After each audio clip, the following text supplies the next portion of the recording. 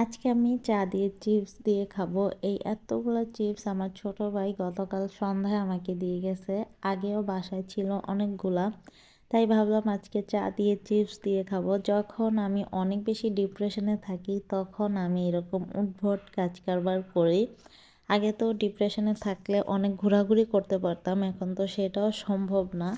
তাই ঘরে বসেই উদ্ভট কাজ কারবার করি। এমনিতেই প্রায় 1 বছর ধরে আমি অনেক বেশি ডিপ্রেশনে ভুগতেছি। তার মধ্যে গতকাল আমার ইউটিউব চ্যানেলে একটা প্রবলেম শুরু হয়ে গেছে, সেটার কারণে ভাই আমি আরও বেশি ডিপ্রেশনে চলে গেছি। একজন কন্টেন্ট ক্রিয়েটর কত কষ্ট করে একটা চ্যানেলের মনিটাইজেশন অন করে, তারপর ওইটা বন্ধ করে যদি দেওয়া হয়, সেইটা যে কি পরিমাণ পেইনের। এমনি 1 বছর এত বেশি ডিপ্রেশন ভুগতেছি, তার মধ্যে এরকম একটা নিউজ, সেই কারণে আরও বেশি আমি হতাশা হয়ে গেছি।